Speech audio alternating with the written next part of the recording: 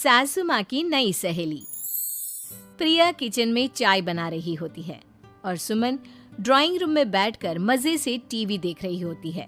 तभी दरवाजे की घंटी बजती है। प्रिया, जरा देखना तो कौन आया है। देखती हूँ मम्मी जी। प्रिया दरवाजा खोलती है तो सामने पड़ोस वाली विमला आंटी खड़ी होती है। नमस्ते आंटी जी, कैसी हैं आप?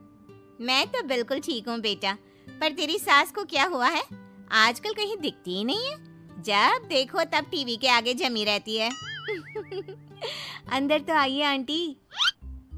अरे ओ दीपक की अम्मा, कहाँ हो? अरे विमला, आओ आओ, क्या बात है, बड़े दिन बाद याद आई तुम्हें मेरी। मैं तो हमेशा ही तुम्हें याद करती हूँ, पर तुम ही गायब रहती हो और आजकल तो बाहर भी नहीं आती जाती। तबीयत तो ठीक है ना तुम्हारी? अरे तबीयत को क्या होना है, इस उम्र में तो कुछ ना कुछ लगा ही रहता है। मेरी छोड़ो, तुम ये बताओ कि क्या चल रहा है गली मोहल्ले में। तुम गली मोहल्ले की छोड़ो, चल तो तुम्हारे पड़ोस में रहा है। तुम्हारी नई सहेली आई है। मेरी कौन सी नई सहेली? मैं तो यहाँ बस तुमसे बातचीत कर लेती हूँ या फिर बाजू वाली शर्मा की बहू से दो चार बातें कर लेती हूँ। इसीलिए तो कहा कि तेरी नई सहेली आई है। अब कोई पड़ोस में आया है तो बात तो होनी ही है। कम से कम इसी बहाने हमारा भी एक ग्रुप बन जाएगा।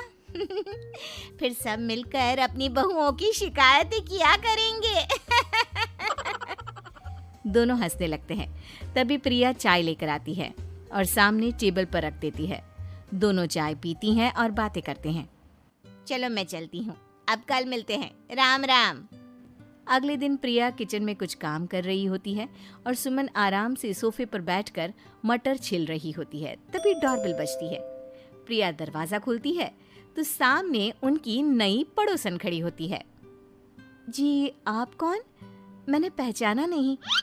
नमस्ते बेटा, मैं शारदा, आपके बगल वाले घर में अभी 2-4 दिन पहले ही शिफ्ट हुए हैं। ओह अच्छा। नमस्ते आंटी, अंदर आइए ना आप। देखिए तो मम्मी जी, आज कौन आया है। इतना कहकर प्रिया किचन में चाय बनाने चली जाती है। नई पड़ोसन को घर पे देखकर सुमन थोड़ा हैरान हो जाती है।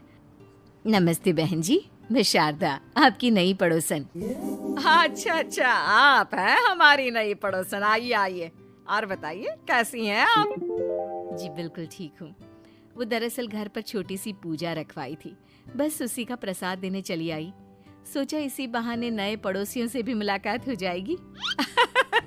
ये तो बहुत अच्छा सोचा आपने। सुमन प्रिया को आवाज लगाती है। अरे ओ बहू, जरा चाय पानी का तो आके पूछ लो। ये आजकल की बहुएं भी ना, जब तक बोलो नहीं तब तक कुछ नहीं करेंगी। आई मम्मी जी। प्रिया चाय लेकर आती है। दोनों बैठकर चाय पीती हैं और खूब सारी बातें करती हैं। अच्छा बहन जी, अब मैं चलती हूँ, फिर मिलते हैं। अब तो आना जाना लगा ही रहेगा। शारदा के जाने के बाद प्रिया किचन से बाहर आती है। क्या बात है मम्मी जी, आप दोनों को देखकर तो लगा ही नहीं कि पहली बार मिल रही हो। आप दोनों तो बिल्कुल बिछड़ी हुई सहेलियों की तरह बातें कर रही थी। अरे जब दो औरतें मिल जाती है ना, तो बातें अपने आप ही निकल आती है। अब तू अपने काम पर ध्यान दे, बातों पे नहीं। ऐसे ही कुछ दिन बीत जाते हैं।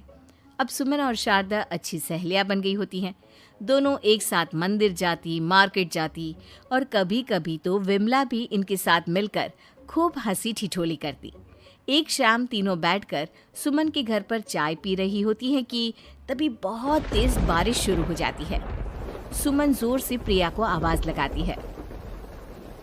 प्रिया, ओ प्रिया, देख कितनी तेज बारिश हो रही है। जाके छत से सारे कपड़े ले आ, नहीं तो सब भीग जाएंगे। सुमन 2 बार आवाज लगाती है लेकिन प्रिया का कोई जवाब नहीं आता। शायद प्रिया कुछ काम कर रही है, इसीलिए कुछ जवाब नहीं दे रही। अरे काहे का काम, आराम फरमा रही होगी महारानी। तभी प्रिया बीमार हालत में अपने कमरे से बाहर निकलती है। हाँ मम्मी जी, क्या हुआ? मेरी तबीयत थोड़ी ठीक नहीं है ना, इसलिए आग लग गई। अरे सारे कपड़े भीग गए और तुझे सोने से फुर्सत नहीं है। सबके सामने सुमन के मुंह से ऐसी बातें सुनकर प्रिया उदास हो जाती है और छत से कपड़े उतारने चली जाती है। सुमन, ये क्या बात हुई? प्रिया ने बताया ना कि उसकी तबीयत ठीक नहीं, इसलिए उसकी आंख लग गई। तुम भी ना खामखा उसे सबके सामने सुना दिया। अरे आप नहीं जानती शारदा जी, कुछ बहुएं ना बहुत आलसी होती है, घर का एक काम नहीं करना चाहती। ऐसा नहीं है सुमन, तुम्हारी बहू तो बहुत प्यारी है, तुम्हारी सारी बात भी तो मानती है। हाँ सुमन, तुम प्रिया के बारे में ऐसा क्यों सोचती हो? मेरी भी दो दो बहुएं हैं, लेकिन मैं उन्हें अपनी बेटियों की तरह रखती हूँ। आखिर वो भी तो किसी की बेटियां ही है ना। और अगर तुम ऐसा ही व्यवहार करोगी तो एक दिन प्रिया भी तुम्हारे साथ ऐसा ही बर्ताव करेगी। शारदा और विमला की बातें सुनकर सुमन की तो बोलती बंद हो जाती है। वहीं प्रिया भी बाहर से सारी बातें सुन रही होती है। अरे मैं कोई उसकी दुश्मन थोड़ी ना हूँ, मैं भी उसकी माँ हूँ, लेकिन कभी कभी सास बनना पड़ता है, नहीं तो बहुएं हाथ से निकल जाती है। देखो सुमन, ये सब सोच का फर्क है। अगर तुम ये सोचोगी तो कभी प्रिया को अपनी बेटी नहीं बना पाओगी। इतना कहकर शारदा और विमला वहां से चली जाती हैं और सुमन अकेले बैठकर उनकी बातें सोचने लगती है। अगले दिन प्रिया और दीपक अपने कमरे में बैठकर बात कर रहे होते हैं और सुमन उनके कमरे के बाहर कुछ काम कर रही होती है और उन दोनों की बातें सुन लेती है। दीपक, तुम्हें पता है हमारे पड़ोस में जो शारदा आंटी है ना, बहुत अच्छी हैं।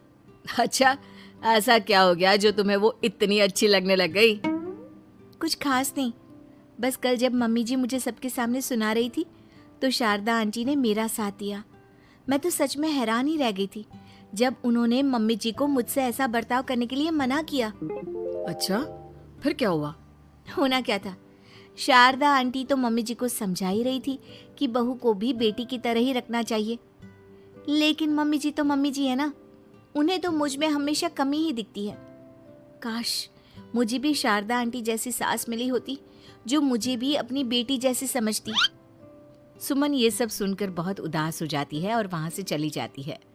प्रिया की बातें सुमन के कानों में बार बार गूंज रही थी। उसे बहुत शर्मिंदगी महसूस हो रही थी कि उसने प्रिया के साथ बहुत गलत किया है।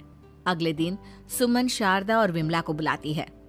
क्या बात है सुमन, आज तूने ऐसे अचानक क्यों बुलाया? सब ठीक तो है ना? हाँ हाँ, सब ठीक है, तुम दोनों बैठो तो सही। तब तक दीपक और उसके पापा भी आ जाते हैं।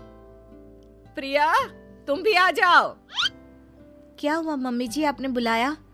हाँ प्रिया बेटा, मैं आज सबके सामने तुमसे माफी मांगना चाहती हूँ। मैंने आज तक तुम्हारे साथ बहुत बुरा व्यवहार किया है, लेकिन तुमने कभी भी मेरे साथ बुरा बर्ताव नहीं किया। मुझे अपनी गलती का एहसास हो गया है, हो सके तो मुझे माफ कर देना। प्रिया अपनी सास की बातें सुनकर हैरान हो जाती है। उसकी आंखों में आंसू आ जाते हैं। प्लीज मम्मी जी, आप मुझसे माफी मत मांगिए, मैं भी आपकी बेटी ही हूँ। वैसे एक थैंक यू तो मेरी नई सहेली को भी बनता है, जिसकी वजह से मुझे मेरी गलती का एहसास हुआ। शारदा बहन, आपका बहुत बहुत शुक्रिया जो आपने मेरी आंखें खोल दी। अरे क्या सुमन, तुम भी ना। तो फिर इसी बात पर चाय और पकोड़े हो जाए? हाँ हाँ, क्यों नहीं।